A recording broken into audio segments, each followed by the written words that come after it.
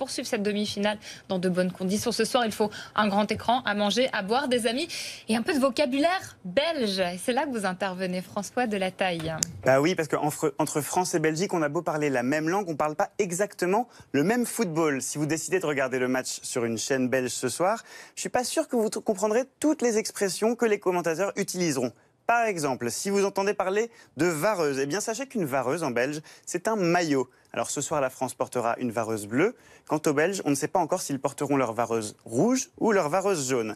Alors ce que je vous propose maintenant, c'est de vous faire une petite interro de rattrapage. Les Belges du plateau n'ont pas le droit de participer. Je vous donne l'expression belge et vous me la traduisez. C'est parti. Est-ce que vous savez ce qu'est un médian? Un médian? Un milieu de terrain? Et oui, un médian, exactement. C'est un milieu de terrain et c'est pas le seul poste à avoir son petit nom un peu sympa. Par exemple, si vous entendez parler de bac droit, le bac droit, ça n'est pas la filière juridique du baccalauréat. Non, le bac droit, c'est l'arrière droit dans une équipe de foot. Il y a de l'humour aussi, c'est normal. On continue. Allez, Est-ce que quelqu'un sait ce qu'est une carte? C'est un carton, c'est comme ça qu'on dit en Belgique. Exactement, c'est un carton. Donc en Belgique, on distribue les cartes jaunes et les cartes rouges. On espère qu'il y aura plus de cartes jaunes et rouges pour les Belges que pour les Français. On joue au carton. Voilà. Voilà, on continue de jouer aux cartes. Alors un peu plus difficile, est-ce que vous savez ce qu'est une latte? Ah oui, Ça fait mal, non?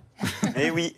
La transversale, comme a dit Jean-Louis, elle n'est pas évidente, mais c'est bien ça. Et pour info, en dessous de la latte, il y a aussi les piquets qui sont les poteaux.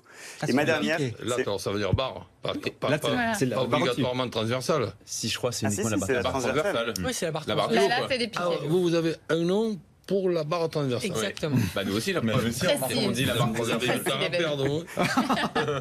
Et Le match a déjà Chauvin, commencé. attention, hein, on respecte nos amis belges. Et le petit coin entre le poteau et la barre transversale s'appelle l'équerre. Mais ça, je pense que chez vous aussi. Oui, aussi, oui. Voilà. On l'utilise rarement, mais...